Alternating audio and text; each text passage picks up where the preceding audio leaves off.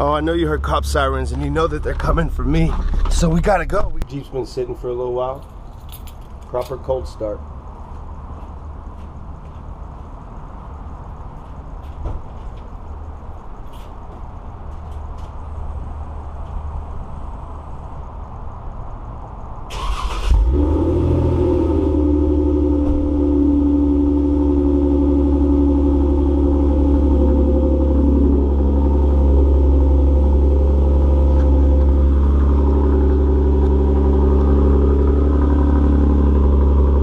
Back to Grind TV, and just like I was telling you, today's going to be about my Jeep Wrangler here. Camaro, huh? So yeah, I definitely know that this Jeep is not clean by any means whatsoever.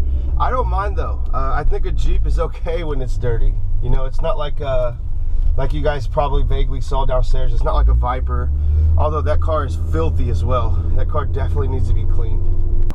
And here she is. So this is going to be the Jeep that we're walking around today. Again, I was telling you in my last Tesla video, or the video I did last with the Tesla, I was telling you guys that this Jeep Wrangler here is my daily driver. So with that being said, I have to come clean, and I just want to make it a point that I am not sitting here claiming that this Jeep is like a full monster build for like your rock guys, or I guess you would say your true Jeep enthusiast. Show you what I've done, starting with the hood latches. I guess these are all for the new JL models, same year, 2018, when they came out. The HPS intake tube, I got this primarily because the stock intake tube right here, it has like this really big resonator that goes down. I like to hear the intake sound. Not saying you can necessarily hear it on this thing because it is just a V6 heavy Jeep, so it's not really made for speed or power anyways. It is still nice though. It's a nice little, adds a little character under the hood. Just have an Optima yellow top battery, a vacuum pump relocation mount. So this right here is going to be the VKS front bumper. It's called the Shorty Edition with the fog light inserts. If you go to vks.com, you'll see they have the same exact bumper without the fog lights. Personally, I love the fog lights. I think they look super good on the road. I mean, that's a really big tire. It's a 37. So you have 37s, 1350 by 22 tires. Of course, 22-inch wheels, 11 by 5 wide. The offset, I believe, is a negative 43. So it has that real aggressive stance where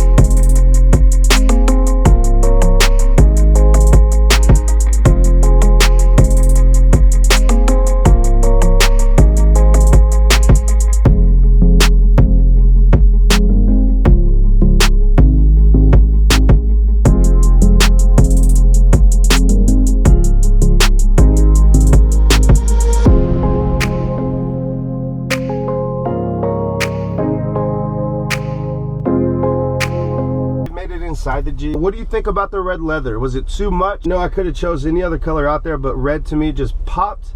And that's the reason that I have the red brakes. Besides the leather, another thing that I did is I actually took off the entire roof, and it used to be just a white finish up here.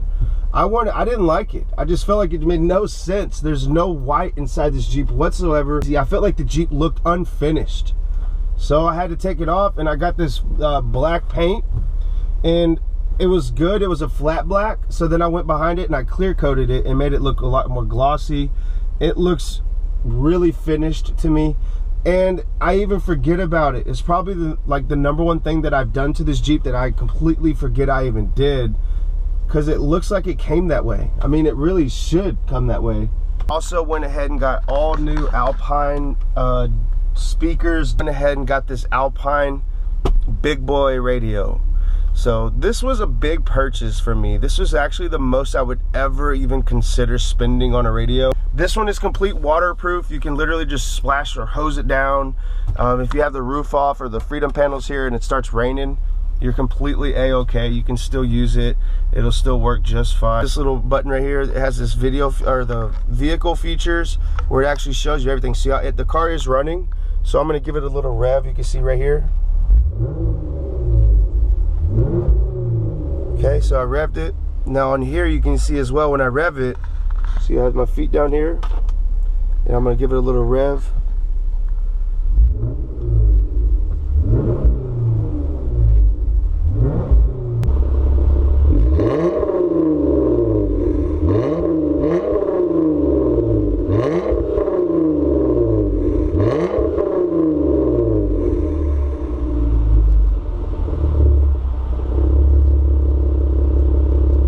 Since I just opened up the driver's door here, it'll tell you that the driver's door is open. Now normally it would have like a bunch of TPMS, like the tire pressure sensor, or the, excuse me, that's what it really is. It'll tell you the actual tire pressure, but I have my TPMS sensors turned off. And I turned those off just because I'm waiting on my spare.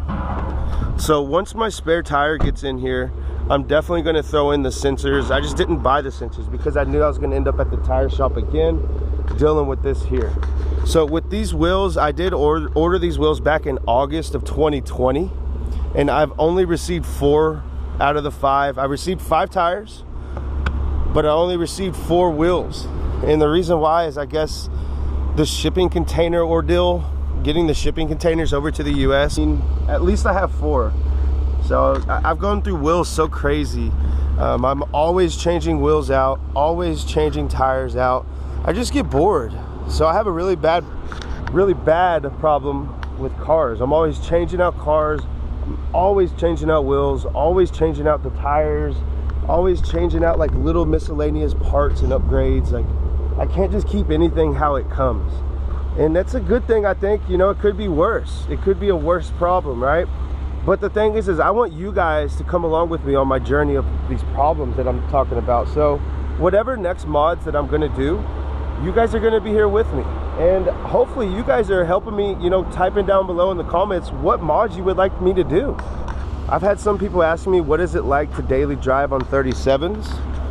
I would say, honestly, if you have like the right shocks, if you have good suspension that's actually in good shape, better way to put it, like your ball joints, everything is in good working condition, it literally feels like nothing's different on my Jeep.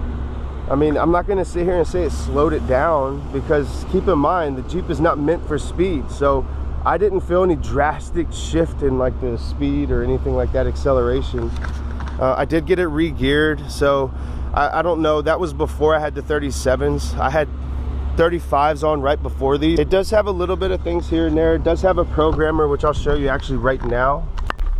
The Super Chips programmer, recalibration, all that good stuff that you would need. So if you go with bigger gears or bigger tires, all that good stuff, you can use this for, like I said earlier, I turned off my TPMS sensors right here so you can't see the tire pressure. This is what I use to do that. So whenever I do get my spare tire in and get that 5th wheel on the back and have all the sensors installed, I'm gonna plug this thing back in and I'm gonna turn on my sensors again. So this, you can also use this to check like your OBD2 sensor, like your check code or check engine lights, stuff like that. A nice little toolkit. This is gonna be holding like my wheel lock. This is for my subs if I decided to throw subs back in. It's my main fuse to that. But right here, I'll forget how to open it. It has like a little toolkit, a Jeep toolkit. It actually says Jeep on it too. I'll show you. Right there. Pretty neat. This is what you use to take off all of your doors, your freedom panels, your whole roof. It has every size you would need to get that job done right here in a nice little convenient kit. So thought that was pretty cool. I just wanted to show you guys that, because I know if you don't own a Jeep, you wouldn't know about that.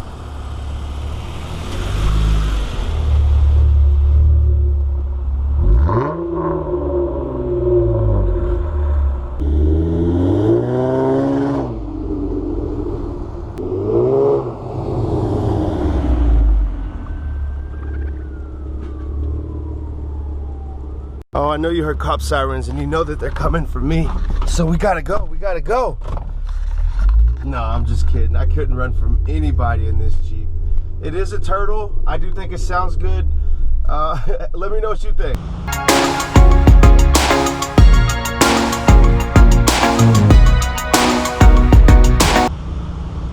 That is gonna wrap it up for today's video. Thank you so much for tuning in today. A huge thank you to all of my subscribers, all of the people riding with me in this journey. I hope you like my Jeep. If not, write it down in the comments below. If you do, I would definitely love to see a thumbs up. I'll see you guys on the next video. Again, thanks for stopping by. Check this thing out.